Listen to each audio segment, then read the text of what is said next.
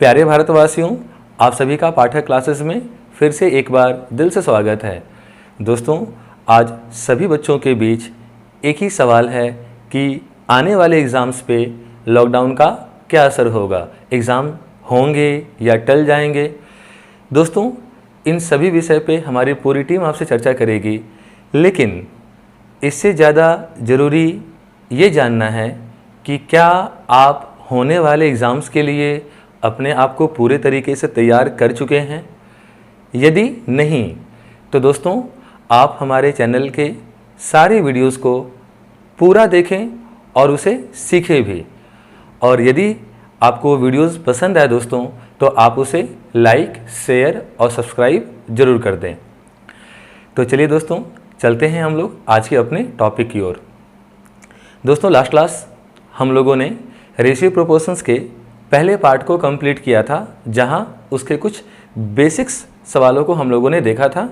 और आज के सारे सवाल एग्ज़ाम टियर 2 में आए हुए क्वेश्चन से दोस्तों, और ये सारे सवाल बहुत अच्छे हैं।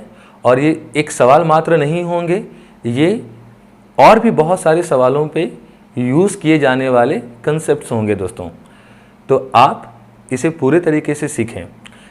चलिए दोस्तों, चलते हैं आज के पहले सवाल की ओर। दोस्तों, आज का पहला सवाल है, एक रंगीन तस्वीर में नीला और पीला रंग का अनुपात 4:3 है। तस्वीर के ऊपरी आधे भाग में नीला और पीला का अनुपात 2:3 है। तो तस्वीर के आधे नीचे भाग में नीला और पीला का अनुपात क्या होगा। दोस्तों, ये सवाल एग्ज़ाम्स के लिए इम्पॉर्टेंट तो है ही, लेकिन इसका सॉल्यूशंस आपको बहुत अच्छे कंसेप्ट को सिखलाएगा। आप सीखें इसे। क्वेश्चन में कहा गया है दोस्तों, एक रंगीन तस्वीर में, माना दोस्तों ये एक रंगीन तस्वीर है जिसमें पीला रंग, जिसे मैं P से इंडिकेट कर दे रहा हूँ, और नीला रंग जिसे मैं N से इंडिकेट कर दे रहा हूँ दोस्तों। और क्वेश्चन में दिया हुआ है नीला और पीला, इन दोनों रंगों का अनुपात 4:3 है। और इस तस्वीर के ऊपरी आधे भाग में और नीचे के आधे भाग में, क्योंकि दोस्तों इस पूरे तस्वीर को आधा आधा हिस्से में, बराबर बराबर हिस्से में बांटा गया है। और दोस्तों, जब किसी चीज़ को बराबर बराबर हिस्से में बांटा जाए तो उसका रेशियो 1:1 होता है। यहाँ ऊपर का आधा हिस्सा दोस्तों, ऊपर के आधे हिस्से को अपर पार्ट U से इंडिकेट कर दे रहा हूँ, और नीचे के आधे हिस्से को बिलो पार्ट B से इंडिकेट कर दे रहा हूँ दोस्तों। और चूंकि ये दोनों बराबर बराबर आधा हिस्सा में बटा हुआ है, और जब बराबर बराबर हिस्से में चीज़ें बटी हुई हों तो उसको 1:1 से इंडिकेट किया जाता है। और फिर कहा जा रहा दोस्तों, तस्वीर के ऊपर के आधे हिस्से में नीले और पीले रंग का अनुपात, ऊपर के आधे हिस्से में दोस्तों नीले और पीले रंग का अनुपात 2:3 है। ये ऊपर के हिस्से में दिया हुआ है दोस्तों। तो पूछा गया है नीचे के हिस्से में नीले और पीले रंग का अनुपात क्या होगा। तो चलिए दोस्तों, सबसे पहले यहाँ हर नंबर रेशियोज में दिया हुआ है और चीज़ों को बांटना भी है। तो पेपर के टोटल हिस्से को कितना माना जाए ताकि उसे आधा आधा बांटना आसान हो, नीले पीले रंग को पूरे हिस्से में बांटना आसान हो, ऊपर के आधे हिस्से में नीले और पीले रंग को बांटना आसान हो। तो ये आपके लिए आसान तभी होगा दोस्तों जब हम ऐसे नंबर को अपना टोटल माने जो नंबर इन सभी रेशियो से पूरा डिवाइड हो सके। जैसे दोस्तों यहाँ 4 और 3 7, 4 और 3 टोटल कितना है दोस्तों 7, 1 टोटल कितना है दोस्तों 2, 2 और 3 टोटल कितना हुआ 5, आप इन सभी के एलसीएम को अपना टोटल बना दे दोस्तों। इन सभी के एलसीएम वो होता है जो इन सभी के टेबल में आए, और जब नंबर के बीच कुछ भी कॉमन ना हो तो उन सभी को आपस में मल्टीप्लाई कर कर एलसीएम निकाला जाता है बच्चों। 7 2 जा 14, 5 जा 17। यानी माना इस पूरे पेपर का हिस्सा 70 है। ये टोटल 70 हिस्सा है दोस्तों। 70 हिस्से में ऊपर का आधा पार्ट और नीचे का आधा पार्ट, अपर पार्ट और बिलो पार्ट को आधा आधा बराबर हिस्से में बांटा गया है दोस्तों। तो 70 को यदि हम आधा आधा हिस्से में बांट दें तो ऊपर का आधा हिस्सा 35 होगा और नीचे का आधा हिस्सा भी 35 होगा। यानी कि दोस्तों इसे आधा आधा बराबर बराबर हिस्से में बांटा गया। ऊपर का आधा हिस्सा टोटल 35 है और नीचे का भी आधा हिस्सा टोटल 35 है दोस्तों। और फिर कहा गया है इस पूरे पेपर में नीले और पीले रंग का अनुपात 4:3 है। 4 हिस्सा नीले रंग का है और 3 हिस्सा पीले रंग का, यानी ये कुल 7 हिस्से में बटेगा दोस्तों। तो टोटल को हम लोग 7 हिस्से में बांट देते हैं तो एक हिस्से का मान हमें 10 मिलेगा बच्चों, और एक हिस्से का मान 10 मिलेगा। इसलिए 4 हिस्से का मान 4 गुना 10 यानी 40 हो जाएगा, और 3 हिस्से का मान 3 गुना 10 यानी 30 हो जाएगा।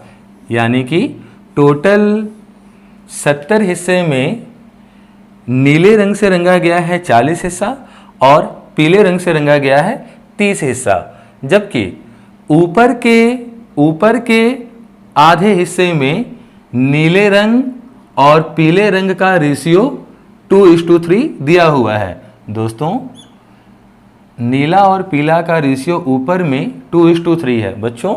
यहाँ ऊपर का आधा हिस्सा कुल 35 हिस्सा है, जिसमें नीला रंग 2 हिस्सा है और पीला रंग 3 हिस्सा, कुल मिलाकर 5 हिस्सा।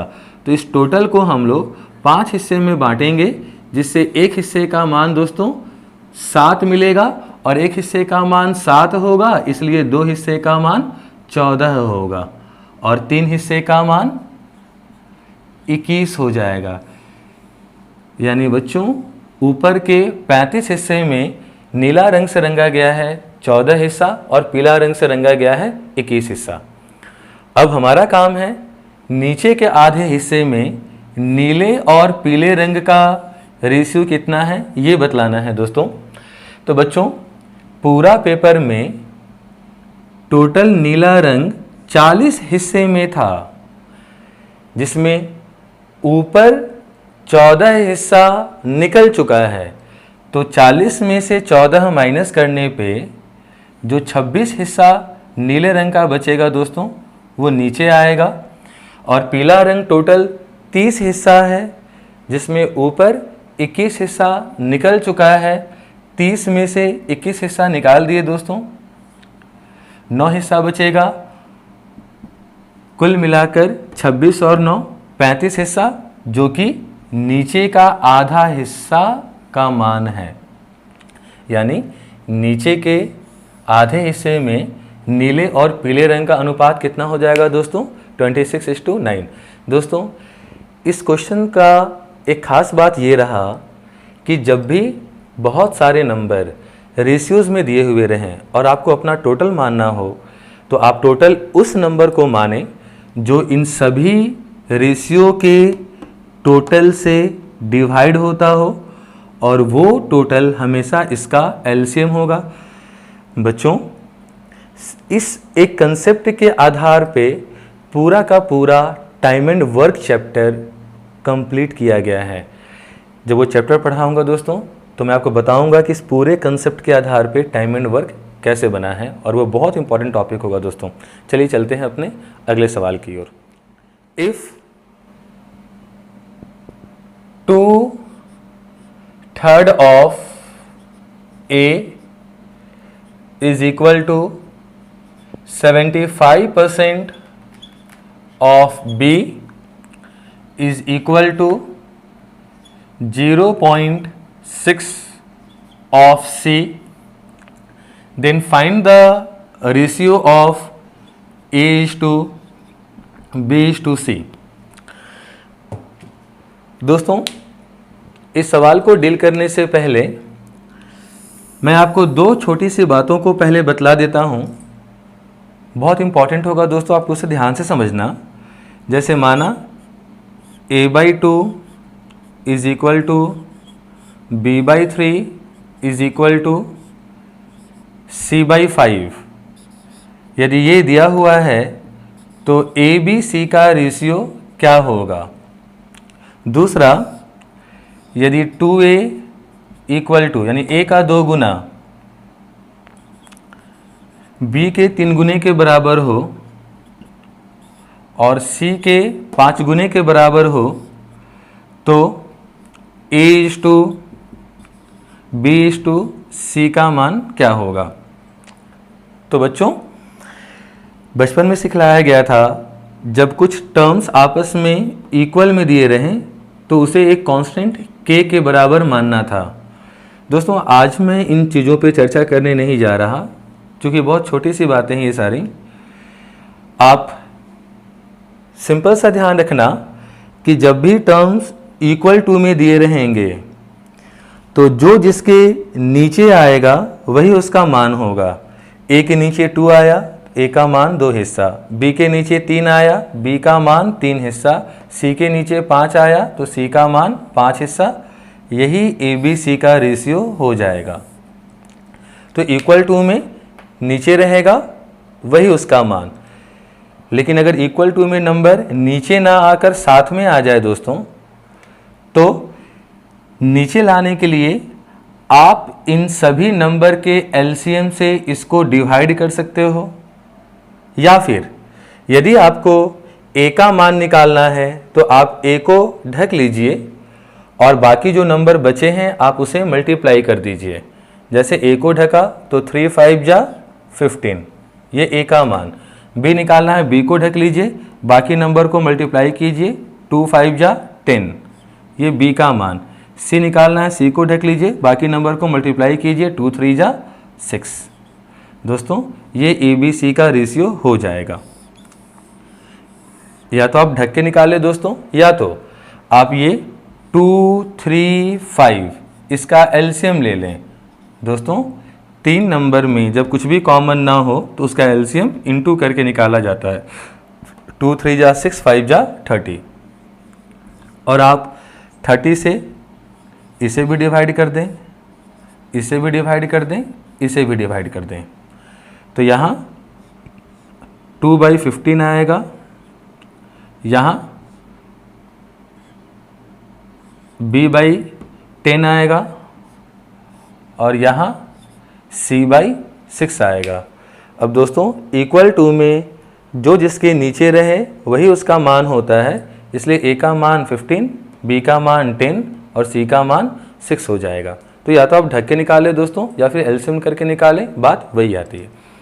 अब दोस्तों, इस कंसेप्ट के आधार पर जरा से इस सवाल को आप लोग बनाना सीखें। दोस्तों, ऑफ का मतलब इनटू होता है, आप जानते हैं। 75% में यदि मैं यहाँ से परसेंट हटाऊंगा दोस्तों, तो परसेंट हटाने से नीचे में 100 आएगा और ये 25 से 3 टाइम्स में जाएगा, ये 25 से 4 टाइम्स में। यदि मैं यहाँ से पॉइंट हटाऊंगा दोस्तों, नीचे में 10 आएगा और ये 2 से जाएगा 5 टाइम्स में, ये 2 से जाएगा 3 टाइम्स में।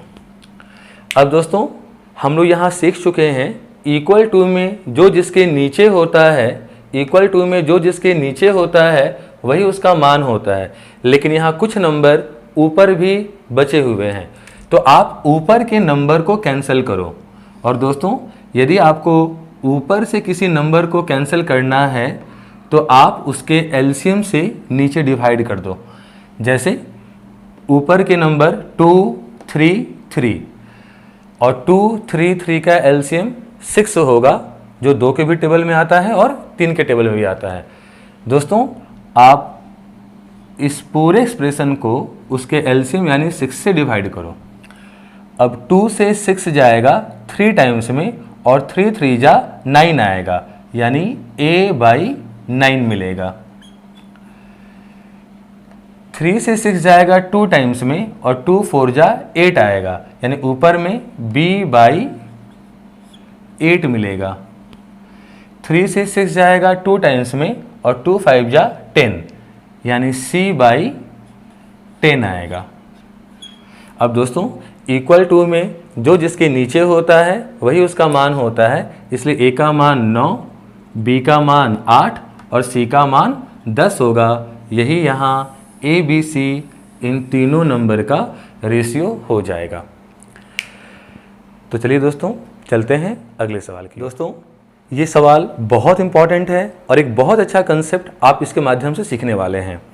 दोस्तों सवाल है, एक आदमी 1,18,945 रुपए को A, B, C, D और E 5 लोगों में इस प्रकार बांटता है कि A और B का अनुपात 1:2 है, B और C का अनुपात 2:3 है, C और D का अनुपात 3:1 है और D और E का अनुपात 1:5 है। यदि ये लोग इन पैसे को क्रमशः दूसरे आदमी को 6%, 4%, 8%, 10% और 3% के सालाना ब्याज पर उधार दे दें तो उस पूरे पैसे पर प्राप्त कुल सालाना ब्याज कितना प्रतिशत होगा। दोस्तों ये बहुत अच्छा सवाल है और बहुत सारे क्वेश्चंस में ये यूज़ होता है। यहाँ कहा गया है सबसे पहले टोटल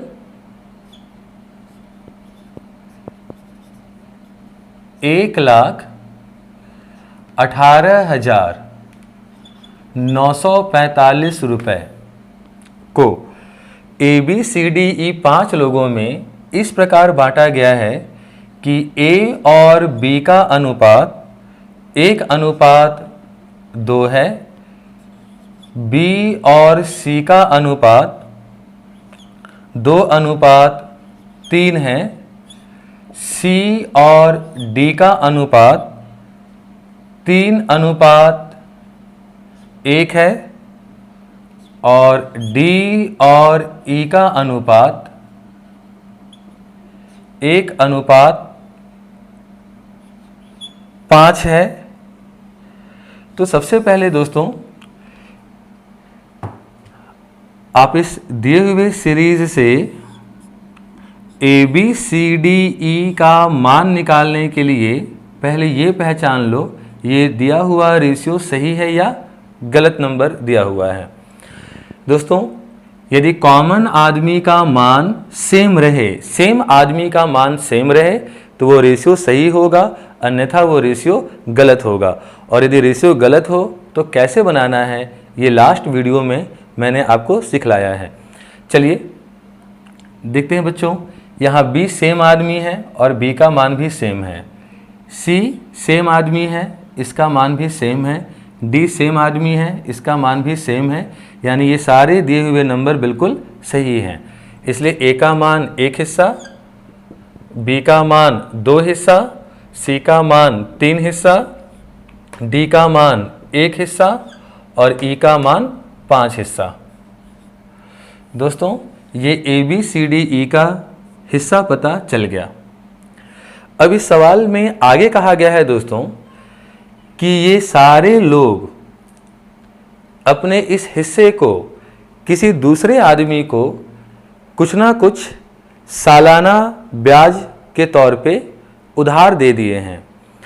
तो दोस्तों यहाँ ये 5 लोग A, B, C, D और E जिनका पैसे का रेशियो है 1:2:3:1:5 और ये लोग अपने पैसे को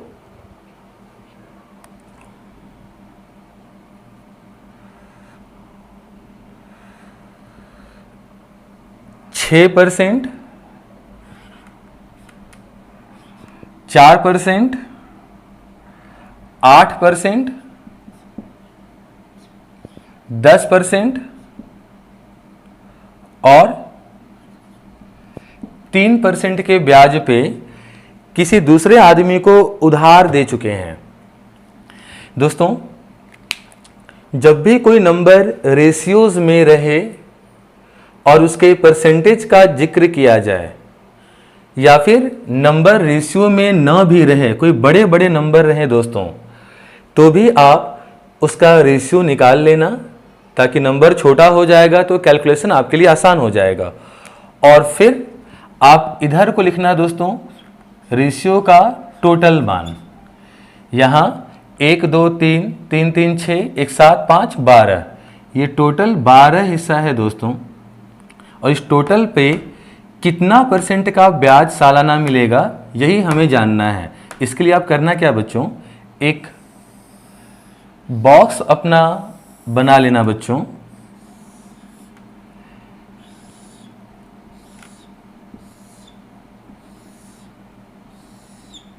और उसे 3 लेयर में बांट देना। 3 लेयर इसलिए दोस्तों, ताकि ऊपर में रेशियो वाले नंबर को लिखा जा सके, नीचे में उसके जो परसेंटेज दिए हुए हैं उसे लिखा जा सके, और सबसे नीचे में इन दोनों के मल्टीपल वैल्यूज़ को लिखा जा सके। मल्टीपल वैल्यूज़ इसलिए दोस्तों, क्योंकि किसी भी नंबर का परसेंटेज निकालने के लिए उसे मल्टीप्लाई ही किया जाता है। जैसे 5 का 2%, तो बच्चों का मतलब इंटू होता है, इसलिए परसेंटेज निकालने के लिए इंटू करना है। इसलिए मैंने कहा कि आप नीचे इंटू करके लिखना। दोस्तों, अब आप इसे इंटू कर दीजिए। 5 3 जा 15, 1 10 जा 10, 3 8 जा 24, 2 4 जा 8, 1 6 जा 6, ये टोटल वैल्यू होता है बच्चों। ये निकालने के लिए आप इन सारे हिस्से को आपस में जोड़ दीजिए। 15 10 25, 25 24 49 और 8 57 और 6 63, 63। दोस्तों, यदि नीचे का मान निकालना हो तो ऊपर वाले के टर्म्स को मल्टीप्लाई किया जाता है, और यदि बीच का मान निकालना हो दोस्तों तो नीचे वाले को ऊपर से डिवाइड। तो यदि आपको बीच का मान जानना है बच्चों, तो नीचे वाले को आप ऊपर से डिवाइड करते हैं, यानी कि आप 63 को 12 से डिवाइड करें बच्चों। 3 से ये 21 टाइम्स में चला जाएगा, और ये 3 से 4 टाइम्स में, यानी कुल पैसे पे प्राप्त टोटल ब्याज 21/4% होगा। और दोस्तों, हमसे सवाल में पूछा गया था कि कुल पैसे पे उसे कितना परसेंट का ब्याज मिलेगा। दोस्तों, आपने गौर किया, यहाँ दिए हुए इस टोटल रुपए का कोई यूज़ नहीं हुआ। इसलिए नहीं हुआ दोस्तों, क्योंकि रेशियो नंबर को और परसेंटेज नंबर को रियल नंबर से कोई मतलब नहीं होता। तो कभी भी किसी चीज़ का परसेंटेज या रेशियो निकालना हो दोस्तों, और जो टोटल नंबर बड़े बड़े दिए जाते हैं, आपको उससे कोई मतलब कभी नहीं होता। आप इन चीज़ों को हमेशा ध्यान रखना। ये जो बॉक्स का नियम है दोस्तों, ये वो हर जगह लगाएंगे आप जहाँ कोई चीज़ रेशियोज़ में दिया रहे, उसके परसेंटेज का बात करें, बढ़ने घटने का बात करें दोस्तों, या फिर होल नंबर भी बड़े बड़े दिए हुए रहें और उसके परसेंटेज का बात करें, तो भी आप उस बड़े बड़े नंबर को काट कर पहले छोटा कर लें, और उसके बाद इस नियम से आप उसे आसानी से बनाएं दोस्तों। आपका समय बहुत बचेगा। चलिए दोस्तों, चलते हैं अपने अगले सवाल की ओर। एक शिकारी कुत्ता खरगोश का पीछा कर रहा है, और वह खरगोश की 7 छलांग पर 6 छलांग लगाता है, परंतु शिकारी कुत्ते की 5 छलांग खरगोश के 6 छलांग के बराबर है। तो शिकारी कुत्ता और खरगोश के चाल का अनुपात क्या होगा? बच्चों, इस सवाल के जो पैटर्न है ना, इसमें आपको दिए हुए रहेंगे समय, जंप, और आपसे पूछा जाएगा स्पीड का रेशियो क्या होगा। यहाँ 2 तरह के जानवर हैं दोस्तों, डॉग और रैबिट। बोला गया है जितने समय में खरगोश 7 छलांग लगाता है, उतने समय में कुत्ता 6 छलांग।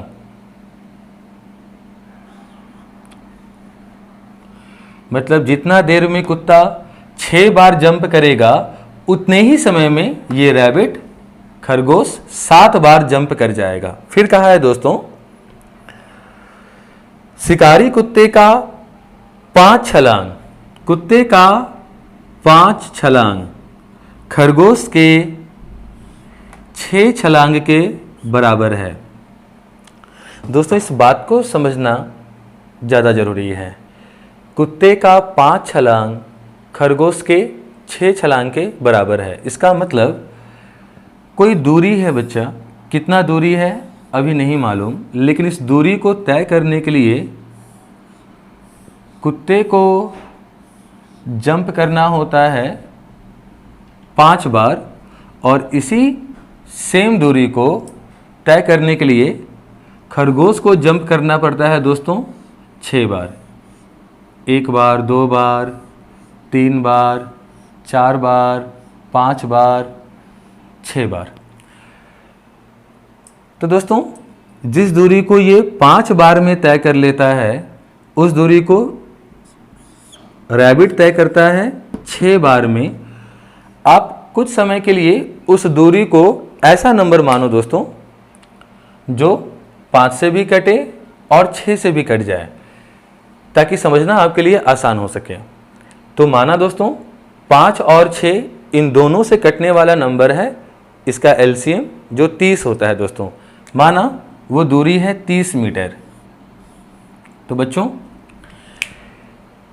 ये डॉग 30 मीटर की दूरी को तय करने के लिए 5 बार जंप करता है। बच्चों अगर 30 मीटर की दूरी को तय करने के लिए 5 बार जंप करना है, इसका मतलब वो हर जंप में 6-6 मीटर की दूरी तय करता होगा। और इसी 30 मीटर की दूरी को तय करने के लिए रैबिट 6 बार जंप करता है दोस्तों। इसका मतलब वो हर बार 5-5 मीटर की दूरी को तय करता होगा, तब जाकर 6 बार में 30 मीटर पूरा हो पाएगा। तो दोस्तों यहाँ से आपको समझ में आया होगा कि कुत्ता एक बार में 6 मीटर की दूरी के बराबर जंप करता है और खरगोश एक बार में 5 मीटर की दूरी के बराबर जंप करता है। एक बार में, एक जंप में तय किए हुए दूरी को आप उसका स्ट्रेंथ भी कह सकते हो दोस्तों। अब जरा सा आप समझें, कुत्ता एक बार में 6 मीटर कूदता है, जबकि ये 6 बार कूदा है। एक बार में 6 मीटर, इसलिए 6 बार में 36 मीटर। और जितने समय में ये 6 बार कूदता है उतने ही समय में रैबिट 7 बार। दोस्तों ये रैबिट एक बार में 5 मीटर कूदता है, जबकि ये कूदा है कितनी बार? 7 बार। तो बच्चों ये 7 बार में कितना मीटर कूदेगा? 7 × 5 35 मीटर। मतलब जितने समय में ये 6 बार कूदकर 36 मीटर जाता है, उतने ही समय में ये 7 बार कूदकर 35 मीटर जाता है। बराबर समय में तय की हुई दूरी का रेशियो ही स्पीड कहलाता है दोस्तों। इसलिए इन दोनों के स्पीड का रेशियो 36:35 हो जाएगा। जितने समय में ये 36 मीटर, उतने समय में ये 35 मीटर। अब दोस्तों यदि आप इन सारे तरह के पचड़ों से बचना चाहते हैं, तो दोस्तों आप डायरेक्ट एक काम करना, आपसे स्पीड ही पूछेगा और समय और जंप आपको दिया हुआ ही रहेगा। आप सिंपल क्या करना, इस जंप को क्रॉस करके समय से इंटू करवा देना, वो आपका स्पीड बन जाएगा। जंप को क्रॉस करके समय से इंटू, तो 6 6 जा 36, ये डॉग का स्पीड हो जाएगा। और 5 7 जा 35, ये रैबिट का स्पीड हो जाएगा। ये काम आप डायरेक्ट कर सकते हैं दोस्तों। जंप को क्रॉस करके समय से इंटू, 6 6 जा 36, ये किसका स्पीड हो जाएगा? डॉग का, जो लिख दिए यहाँ पे। 5 7 जा 35। ये किसका स्पीड हो जाएगा? रैबिट का, जो यहाँ पे लिख दिया गया। आप ऐसे भी आराम से कर सकते हैं दोस्तों। चलिए दोस्तों चलते हैं अगले सवाल की ओर। हीरे की कीमत उसके भार के वर्ग के समानुपाती है। एक आदमी से अचानक हीरा टूट जाता है और वह 3:5:7 के अनुपात में बट जाता है, जिससे 42,600 रुपए की हानि होती है, तो वास्तविक हीरे का दाम क्या होगा? दोस्तों बहुत बार ये सवाल एग्जाम्स में आ चुका है। क्वेश्चन कहा गया है, हीरा गिरकर टूटा और टूटने पर उसका रेशियो 3:5:7 के अनुपात में बट जाता है। और क्वेश्चन में कहा गया है जो हीरे का जो दाम है, उसका जो प्राइस है दोस्तों, उसका प्राइस जो है वो हीरे के वेट के स्क्वायर के प्रोपोर्शनल है। यानी अगर दाम जानना है तो उसका वेट का स्क्वायर करना होगा। दोस्तों ये 3 किलो में टूटा, यानी इसका दाम 3 का स्क्वायर 9 रुपये रहा होगा। ये 5 किलो में टूटा, यानी इसका दाम 5 का स्क्वायर 25 रुपये रहा होगा। ये 7 किलो में टूटा, यानी इसका दाम 7 का स्क्वायर 49 रुपये होगा। दोस्तों ये हीरा जब टूट गया तो इन 3 हिस्सों में बट गया, लेकिन दोस्तों जब ये हीरा टूटा नहीं होगा, इकट्ठा होगा, उस समय इसका टोटल वेट 3, 5, 8 और 7 15 केजी रहा होगा दोस्तों, 15 केजी। और क्वेश्चन में कहा गया है कि जितना इसका वेट है उसका स्क्वायर ही इसके दाम को बतलाएगा। तो दोस्तों यदि हम 15 का स्क्वायर करेंगे तो हमें 225 रुपये मिलेगा, जबकि टूट जाने के बाद उसका टोटल दाम कितना हो चुका है दोस्तों? 25, 9, 34 और 49,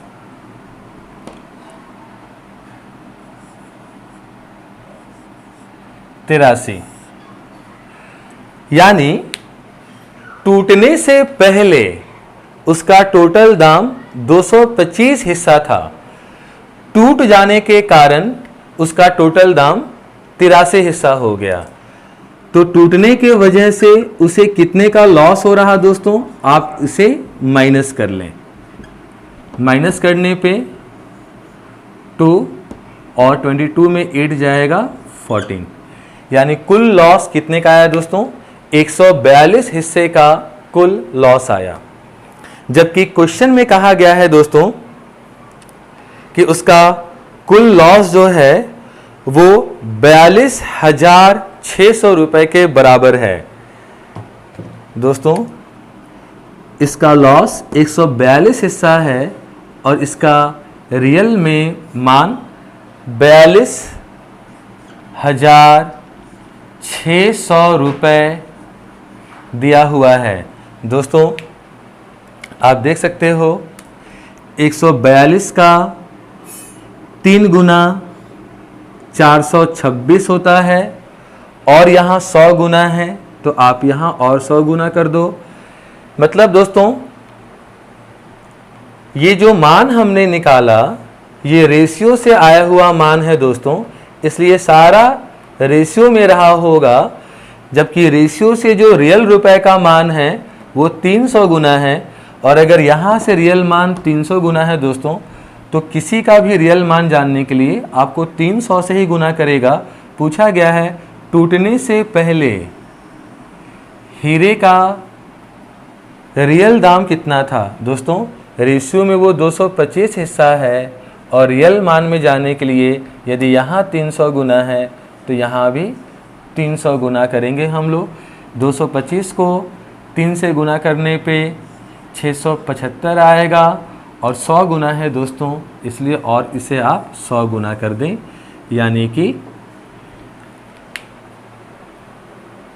67,500 रुपये उस हीरे का रियल दाम था दोस्तों।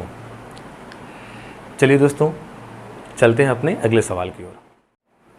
10 लाख रुपए को ABC में 1/2 अनुपात 1/3 अनुपात 1/4 में बांटने के बजाय 2 अनुपात 3 अनुपात 4 के अनुपात में बांट दिया गया तो सबसे ज़्यादा लाभ किसे मिला? दोस्तों, कितना मिला नहीं पूछा है, किसे मिला बस ये पूछा है। दोस्तों, इस पूरे सवाल में कहा गया है टोटल 10 लाख रुपए को ABC में 1/2 अनुपात 1/3 अनुपात 1/4 में बांटने के बजाय इसे ABC में 2 अनुपात 3 अनुपात 4 के अनुपात में बांट दिया गया है, तो कौन ज़्यादा लाभान्वित हुआ? दोस्तों, सबसे पहले रेशियो में कभी भी टर्म्स नीचे डिनोमिनेटर में नहीं होने चाहिए, तो नीचे से नंबर को हटाकर ऊपर लाने के लिए आप ऊपर में ऐसे नंबर से मल्टीप्लाई करो जो 2, 3 और 4 तीनों से कैंसिल हो जाए, ताकि नीचे में कुछ भी नंबर ना बचे। बच्चों, जो इनसे कैंसिल होगा वो इनका एलसीएम होगा, और ऐसा नंबर जो 2 से भी कटे, 3 से भी कटे और 4 से भी कटे, वो इसका एलसीएम 12 होता है दोस्तों। 2 से 12 को काटेंगे 6 बार में तो 6 बन जा 6 कहलाएगा। 3 से 12 4 बार में 4 बन जा 4 कहलाएगा। 4 से 12 3 बार में तो 3 बन जा 3 कहलाएगा। यानी हम कह सकते हैं दोस्तों कि टोटल रुपए को ABC में 6 अनुपात 4 अनुपात 3 अनुपात में बांटने के बजाय गलती से उसे 2 अनुपात 3 अनुपात 4 में बांट दिया गया है। दोस्तों, यहाँ कौन ज़्यादा लाभान्वित हुआ, और ये जानने के लिए आपको रियल कितना रुपए दिए हुए हैं उससे कोई मतलब नहीं है। बड़े नंबर पे बात करेंगे, बड़ा काम करना होगा। दोस्तों, आप अपना खुद का पैसा मानिए, और कैसे मानेंगे दोस्तों, तो आप ये देखिए, यहाँ ये टोटल 6 4 10 और 3 13 हिस्सा आ रहा। यहाँ टोटल ये कितना हिस्सा आ रहा दोस्तों? 13 हिस्सा। और यहाँ 2 3 5 4 टोटल 9 हिस्सा आ रहा, टोटल 9 हिस्सा आ रहा। जबकि क्वेश्चन में कहा गया है जो पैसा यहाँ बांटना था वही पैसा यहाँ बांटना है, मतलब यहाँ का पैसा और यहाँ का पैसा बराबर होना चाहिए, जबकि आपको ये बराबर नहीं दिख रहा। तो बराबर करने के लिए दोस्तों आप खुद का अपना पैसा मानिए, और खुद का अपना पैसा मानने के लिए ऐसे नंबर को मानिए दोस्तों जो 13 से भी कटे और 9 से भी कटे, और वो इसका एलसीएम होता है दोस्तों। 13 और 9 में कुछ भी कॉमन नहीं है दोस्तों, इसका एलसीएम इसको मल्टीप्लाई करके निकाला जाएगा, जो 13 9 जा 117 देगा। यानी दोस्तों टोटल 10 लाख ना मानकर आप टोटल अपना पैसा केवल 117 रुपये माने। 10 लाख को इससे डिवाइड करना काफ़ी टफ होगा दोस्तों, लेकिन 117 रुपये को आप इससे डिवाइड करो, कुछ भी टफ नहीं होगा।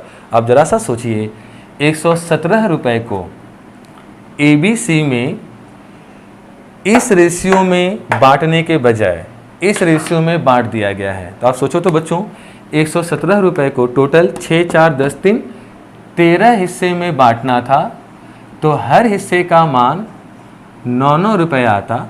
अरे एक हिस्से का मान 9 रुपये, तो 6 हिस्से का मान 6 गुना 9 54 होगा। 4 हिस्से का मान 4 गुना 9 36 होगा, और 3 हिस्से का मान 3 गुना 9 27 होगा।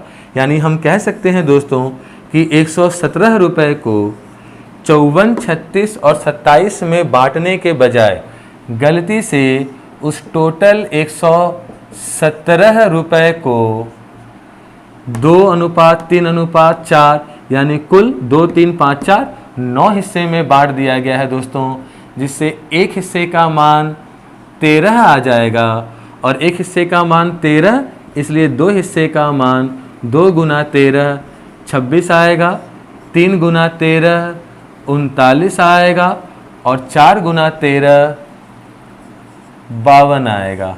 यानी दोस्तों आप गौर से देखें, ए को 54 रुपए की जगह 26 रुपए मिला, यानी ये लॉस में चला गया। बी को 36 रुपए की जगह 39 रुपए मिला, यानी ये 3 रुपए प्रॉफिट में गया। सी को 27 रुपए की जगह 52 रुपए मिल गया दोस्तों, यानी ये लगभग 25 रुपए के प्रॉफिट में गया।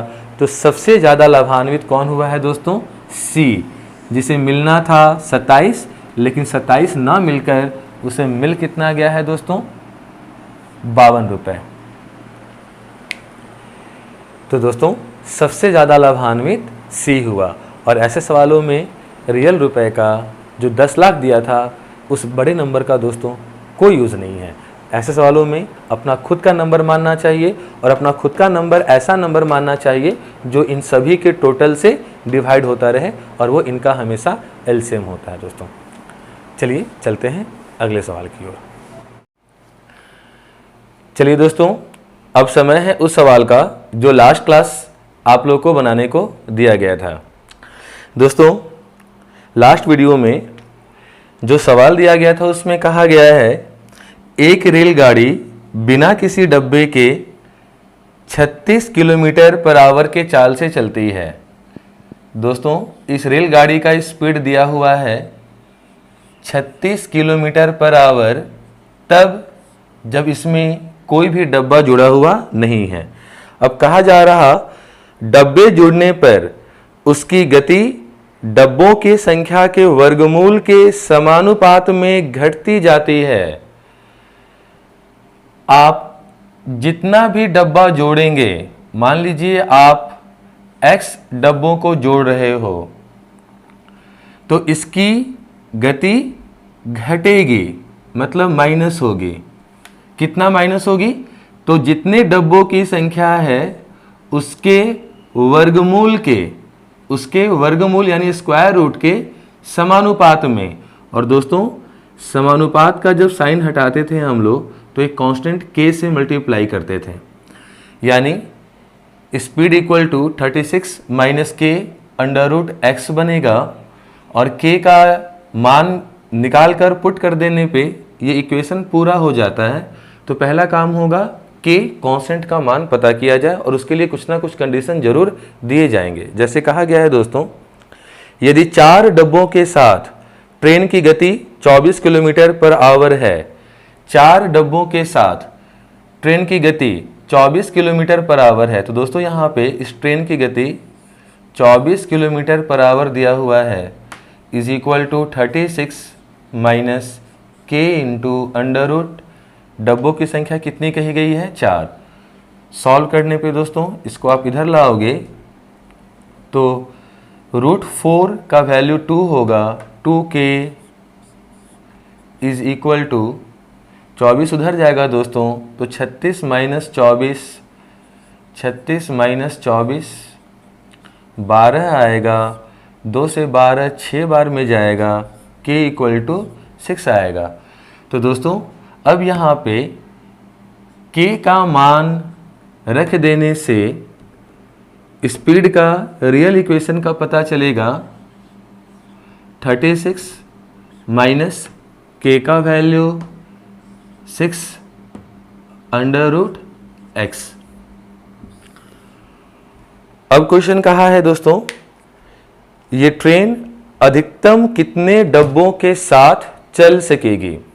तो ये ट्रेन तभी चलेगी जब तक इसका स्पीड 0 ना हो जाए, और यहाँ 0 लाना हो दोस्तों, स्पीड को 0 करने के लिए 36 में से 36 घटाना होगा और यहाँ 36 लाने के लिए 6 को 6 से गुना करना होगा और यहाँ 6 लाने के लिए रूट के अंदर 36 रखना होगा।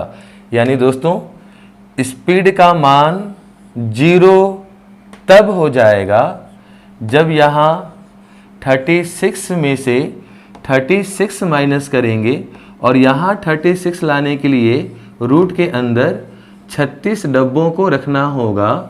तो वैल्यू यहाँ से 36 माइनस 6 इंटू 6 36 बराबर 0 हो जाएगा। यानी स्पीड का मान 0 हो चुका है। कितने डब्बों को रखने से? 36 डब्बों को रखने से। यानी यदि उस ट्रेन में 36 डब्बे जुड़ जाएंगे, स्पीड 0 यानी ट्रेन रुक जाएगी। तो आप ज़्यादा से ज़्यादा उसमें 35 डब्बे ही जोड़ पाएंगे। 36 जोड़ने पे ट्रेन का स्पीड 0 हो जा रहा, तो आप ज़्यादा से ज़्यादा 36 से 1 कम यानी 35 डब्बों को ही उस ट्रेन में जोड़ पाएंगे। चलिए दोस्तों, आज का सेशन हमारा समाप्त हुआ और अगले वीडियो में बहुत सारे अच्छे सवाल जिसमें number of coins, rupees, candle, इन सभी सवालों पे चर्चा होगी। और इसके बाद एक अच्छा सीरीज़ जिसमें कि mixture with ratio proportions, as with ratio proportions, इन सारे अच्छे अच्छे सवालों पे बात करेंगे हम लोग। तो एक सवाल जिसे मैं अगले वीडियो में सॉल्व करके बताऊंगा, इसे आप बनाकर जरूर रखना। मैं आशा करता हूं आप इसका आंसर जरूर ले आ पाएंगे। तो चलिए दोस्तों, आप वो सवाल सुन लें। सवाल है P और Q क्रमशः 4 सेंटीमीटर और 5 सेंटीमीटर लंबाई की 2 मोमबत्तियां हैं। P 16 घंटे में और Q 15 घंटे में पूर्णतः जल जाती है। यह माना जाए कि दोनों मोमबत्ती समान दर से जलती है। जलाने के कितने समय के बाद दोनों की लंबाई समान हो जाएगी? चलिए दोस्तों, मिलते हैं अगले वीडियो में कुछ अच्छे सवालों के साथ। तब तक आप स्वस्थ रहें, खुश रहें। धन्यवाद।